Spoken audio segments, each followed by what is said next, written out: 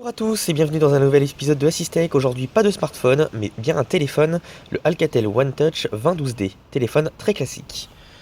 Dans la boîte, on y retrouve le téléphone, la coque arrière, la batterie de 750 mAh de 3 notices, le kit piéton, le câble USB pour la synchronisation et la recharge, ainsi que le bloc d'alimentation.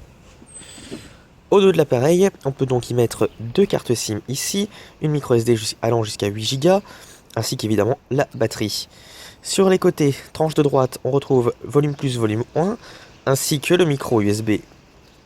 Sur l'autre côté, le jack 3.5. Et en façade, la caméra de 3 mégapixels avec un micro.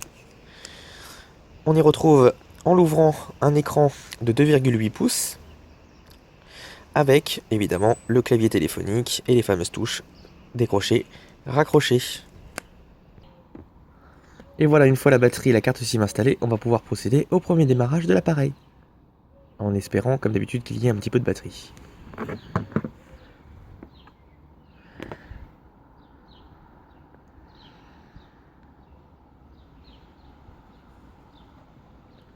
On a le logo qui apparaît, Alcatel One Touch.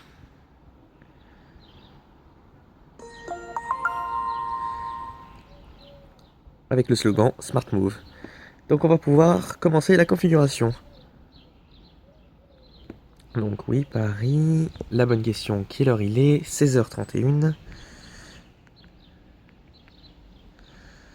31, et nous sommes le 22/06 2015. En format 24, jour, mois, année, automatique. Et on sauvegarde. Et nous voici sur l'écran d'accueil de cet Alcatel.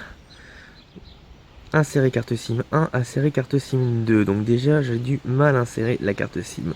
Mais admettons, nous ferons ça tout à l'heure. Donc, qu'est-ce qu'on a sur l'écran d'accueil? Donc on a l'indication des cartes SIM avec en haut à gauche l'indication de réseau. On a l'heure, 16h31, le niveau de batterie. Ensuite, sur la partie du milieu, on a l'heure et la date. Sur la partie du bas, on a menu et répertoire, donc deux raccourcis à mon avis. Et ensuite, on a une partie widget avec appel, SMS, Facebook et Twitter. Donc on va dans les menus. Donc c'est sous forme de grille, donc message, répertoire, journal d'appel, etc., etc. Donc on va faire un petit peu le tour de toutes ces fonctionnalités de ce téléphone. Donc dans message, voilà comment ça se présente. Donc écrire un message. Hop, donc on écrit le correspondant. Ensuite on n'a plus qu'à rentrer automatiquement. Ah, il y a de la prédiction, donc c'est plutôt pas mal. L'écran est très lumineux, je tiens à signaler. Pour un téléphone comme ça. Boîte de réception vide évidemment. Ok, ensuite on a le répertoire qui est également vide.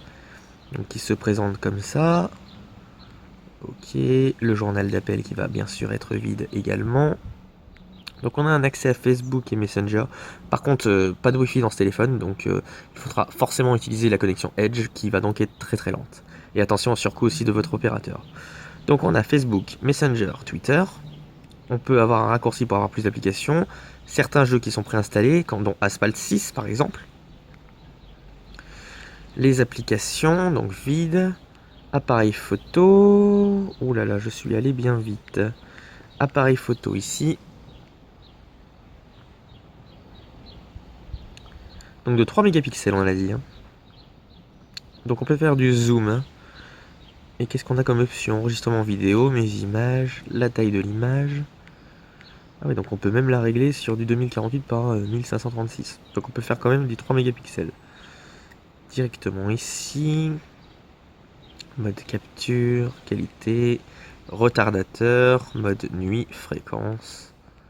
Donc on a quand même pas mal d'options pour un téléphone de ce prix. Donc c'est plutôt pas mal. Donc si je fais retour, qu'est-ce qu'on a d'autre après? On a la musique, les images. Donc forcément c'est toujours vide. Ensuite on a vidéo, radio, dictaphone, gestionnaire de fichiers. On a même un gestionnaire de fichiers, c'est plutôt pas mal.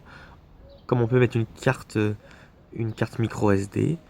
L'alarme, comment elle se présente l'alarme? Ok. Calculatrice, bon, classique, hein. Dictaphone même. Radio FM avec le kit piéton, bien sûr. J'imagine qu'il va le demander. Voilà. Ensuite, l'Injada. Quelques notes. Il y a même le Bluetooth 3.0 pour permettre d'ajouter par exemple un autoradio ou un kit piéton, tout simplement. Alarme vocale. Faux appel. Mode appel fictif, ok. Donc oui. Filtre d'appel, internet, profil, réglage et service SIM. Donc si on va faire un tour dans les profils, on a général avec la possibilité, j'imagine, de personnaliser la sonnerie.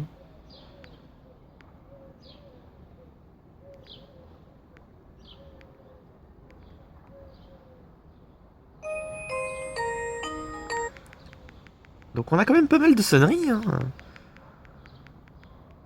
Et on a même la possibilité d'utiliser une sonnerie MP3, j'ai envie de dire. Donc c'est plutôt bien, sonnerie. SMS également, réglage clavier. Non, c'est un bon téléphone pour le prix qu'il m'a coûté. En tout cas, au prix de 49,99€ chez Darty.